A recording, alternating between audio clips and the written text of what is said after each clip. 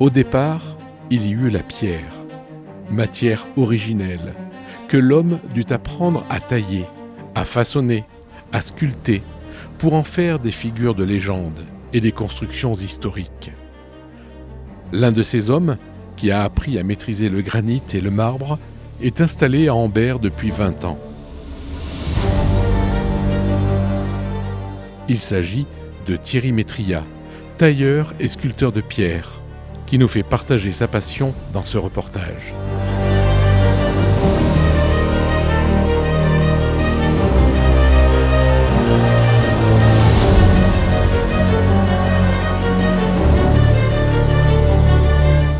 Thierry Métria, tailleur, sculpteur de pierre, c'est le nom de ton métier ? Oui, tout à fait, oui. Je suis tailleur de pierre et sculpteur à la fois. Et installé à Ambert ? À Ambert, oui, depuis plus de 20 ans. D'accord. Enfin 20 ans tout rond, puisque à la fin de l'année, ça fera 20 ans, 2002, que je me suis mis à mon compte.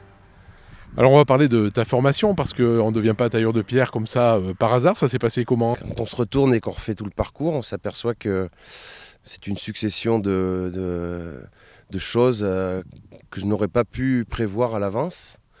Et ça a commencé avec une petite difficulté à l'école, et donc j'ai bifurqué sur un CAP. On m'a proposé la pierre, que je ne connaissais pas, et j'ai accepté. Et donc je suis parti à Felletin dans la Creuse, et où j'ai passé un CAP en 2 ans.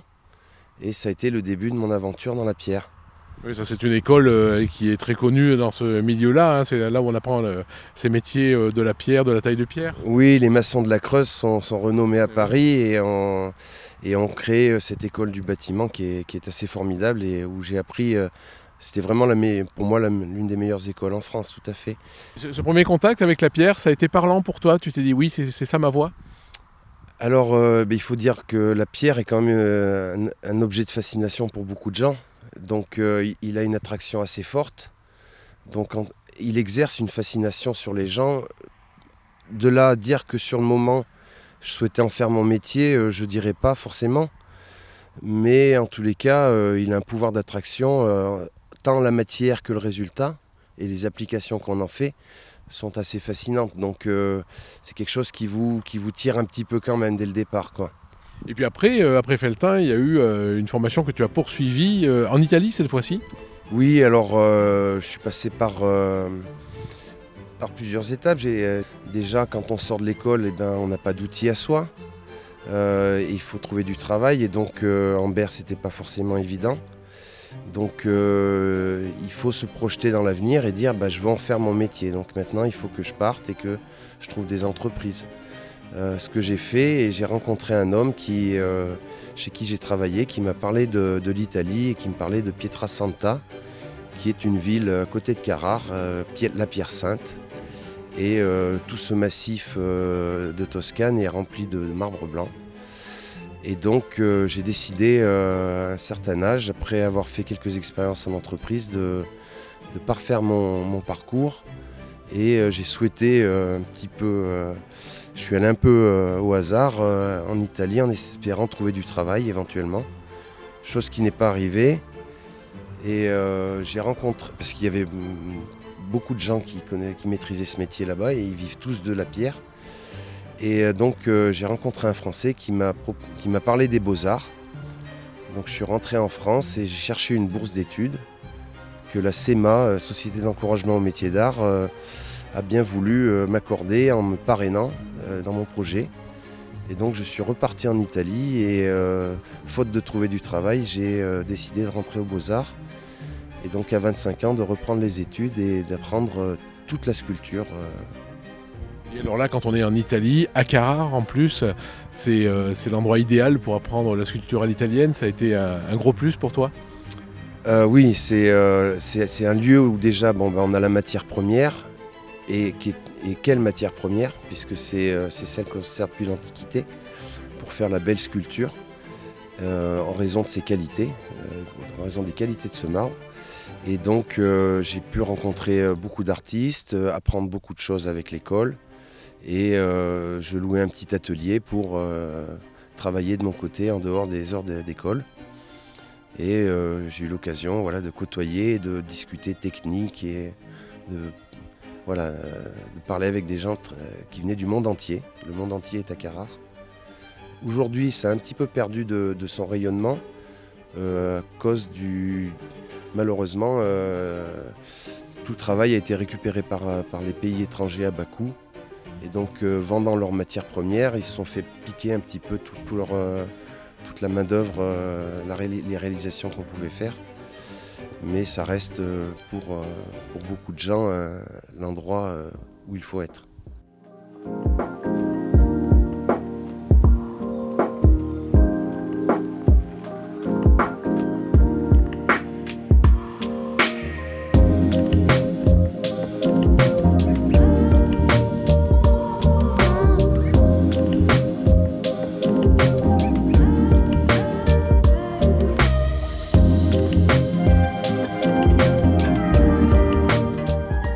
Alors là on est sur une pierre calcaire, c'est pas la pierre que j'utilise habituellement parce qu'on est plus sur du granit ici, mais la commande était pour le sud et on m'a demandé de trouver une pierre qui ressemblait à la région. Donc c'est une pierre que j'ai achetée vers Nîmes et qui est un calcaire qui s'appelle le verfeuille. C'est une pierre qui est plus facile à travailler, peut-être, le calcaire? Ah oui. C'est même pas les. D'ailleurs, on utilise d'autres outils, outils acier. On n'a plus besoin du tungstène au bout des outils.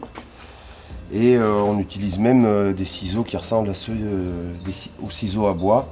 Ah oui. Pour avoir des surfaces plus larges, puisqu'on peut se permettre on a moins de résistance avec la pierre, donc on peut utiliser des outils beaucoup plus larges.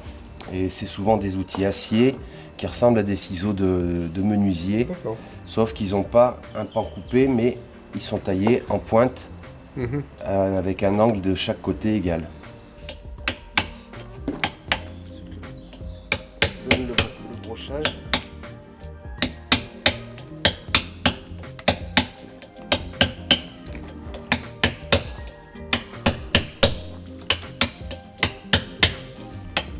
Voilà, et dans du calcaire, c'est du gâteau.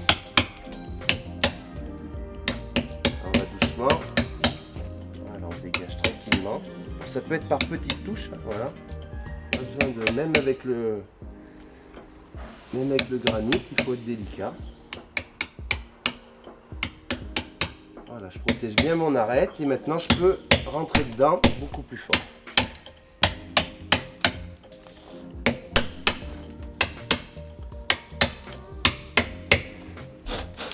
Voilà, on a cet aspect broché.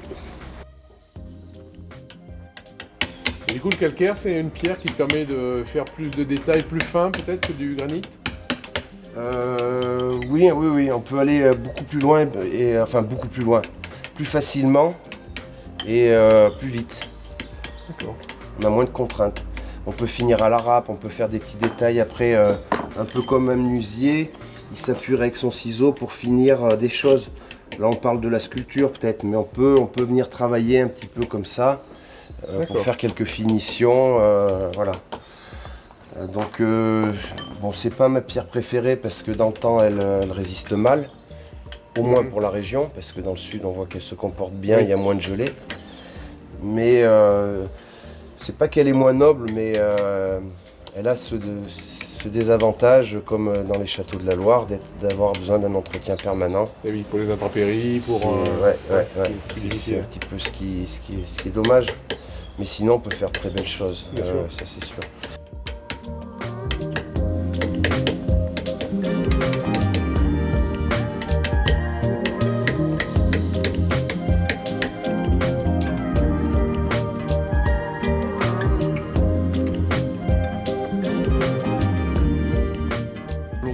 Qu'est-ce que tu proposes comme type de travaux? Il faut exploiter toutes les phases de la pierre, que ce soit la taille, la marbrerie. Alors pour moi décorative, dans le sens où je ne fais pas de funéraire, la gravure, la sculpture. Il faut un petit peu aligner toutes ces armes pour pouvoir faire quelque chose de complet. Donc ça va passer par exemple par la restauration de bâtiments? Voilà, il y a la restauration du petit patrimoine lorsqu'il y a de la casse sur une croix dans un village ou sur un petit oratoire à restaurer. Ça va être les particuliers pour remettre au goût du jour une cheminée, un four à pain. des marches d'escalier, des habillages de murs, couvertures, piliers, portails d'entrée, ouverture de fenêtres. Donc toute cette tranche taille de pierre du bâtiment. Et puis après, répondre à certaines demandes en sculpture, donc parfois en cimetière ou pour des commandes publiques. Voilà. Et puis je crois aussi que tu travailles des pièces pour mettre dans des cuisines, par exemple. La pierre a dû se réinventer à une époque. Le ciment est arrivé et nous a fait reculer dans pas mal de secteurs d'activité. Et donc il a fallu un peu se réinventer. Et aujourd'hui, par exemple, l'industrialisation et le débit des plaques en tranches fines qui nous permet actuellement de faire des habillages de cuisine, de salle de bain. Donc ça va être quoi principalement comme pièce que tu vas faire? Donc des plateaux pour couvrir les meubles de cuisine afin d'avoir un revêtement pratique et esthétique. Inusable? Et inusable, effectivement, quand on parle du granit, oui, inusable. Et voilà, les salles de bain, habillage de murs, des éviers, plein d'applications, habillage de marches d'escalier. On peut tout faire avec la pierre en fait. Voilà, elle a toujours été en extérieur, hein, si on regarde les places des villes ou des choses comme ça. Faut pas dénier. On a de gros secteurs d'application qui n'ont pas perdu. La pierre a un impact carbone très faible. Aujourd'hui, à l'heure actuelle, fabriquer du ciment, c'est coûteux en énergie. Alors que la pierre, qui pendant quelque temps a reculé, reste une matière qui est à disposition, qui est déjà toute prête. Et les places des villes, tout ça, les revêtements de sol, tout reste fait en pierre encore, hein, beaucoup de choses.